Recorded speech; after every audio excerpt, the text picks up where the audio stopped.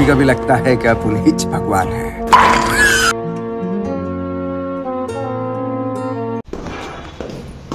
Good morning family, જય સ્વામિનારાયણ મહાદેવ ઘર બધાને શરૂઆત કરી આજના શુભ દિવસની તમારા બધાને પ્રેમથી.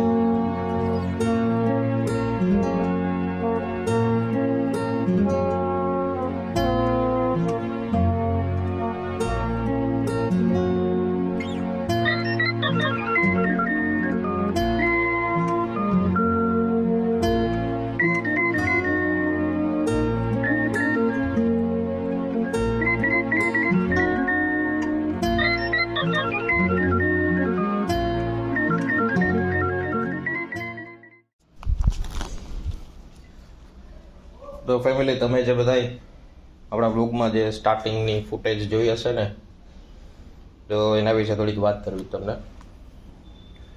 જ્યારથી માળો બનાવવાનું ચાલુ કર્યું ને કબૂતરે, ત્યારથી કેવું છે કે ત્યારથી લઈને લગભગ અત્યાર સુધીનો ટાઈમ કહું ને તો 8-9 મહિના થયા હશે. 4 થી 5 ઈંડા, 4 થી 5 ઈંડા એમાં સ્ટેબલ રહે ને રહે જ. એવું મેં કોઈ દિવસ જોયું નથી કે આજે માળો એમને ખાલી છે, કે આજે માળામાં કંઈ છે નહીં, કે આજે કહેવાય ને કે મેલ ફિમેલ કબૂતર કોઈ બેઠું નથી એની આજુબાજુ કે કોઈ જગ્યાએ.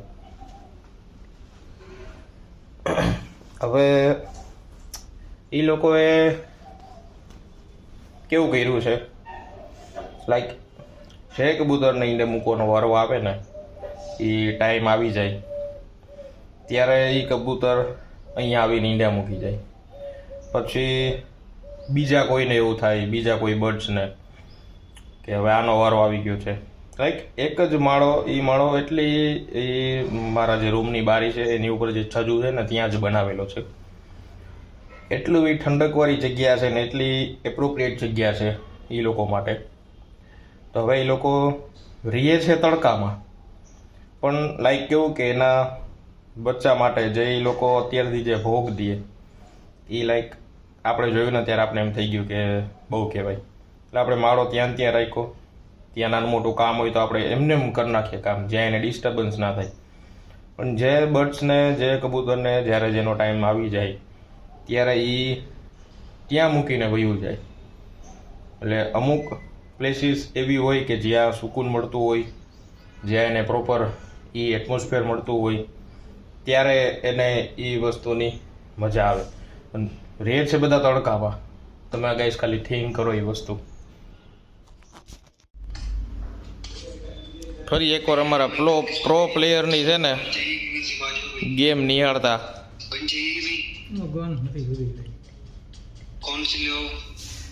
કેવું રમે ભાઈ ગોપાલભાઈ? ટુર્નામેન્ટ થાય ને એટલે ગોપાલભાઈનું નામ લખાવી દેવાનું હોય આપણે.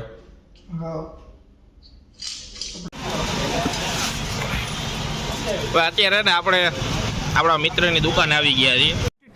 अबे जल्दी बोल, कल सुबह पनवेल निकलना है.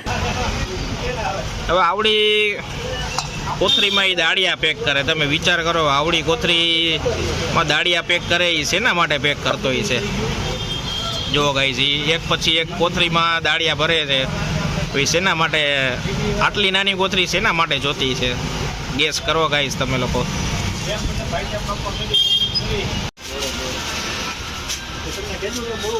તો એ જ દાળિયાના અહીંયા લાઈવ હાયડા બને છે.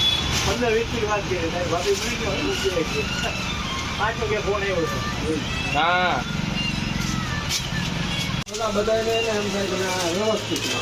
જો ભાઈ હાયડા બની જાય ને એકદમ સરસ મજાના, પછી આવી રીતે સરસ મજાના પૂઠામાં પેક કરીને પ્લાસ્ટિક રેપમાં વેક્યુમ પેક કરે છે ભાઈ, સરસ મજાના. કસ્ટમરનું સેટિસ્ફેક્શન છે ને 100% અહીંયાથી મળે જ ભાઈ.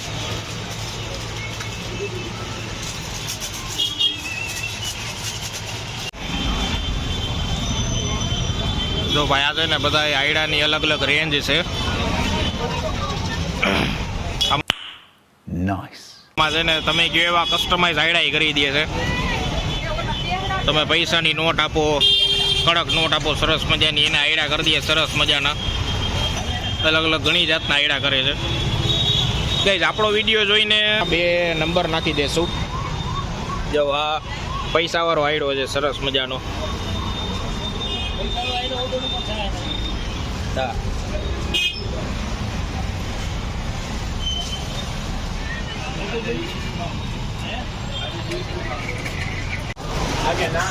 ભાઈ આ છે ને આપણો ફ્રેન્ડ છે. હવે અહીંયા છે ને આપણા બ્લોગ જોઈને આપણે છે ને કેપ્શનમાં તમારો નંબર એડ કરી દઈશું, બરોબર છે?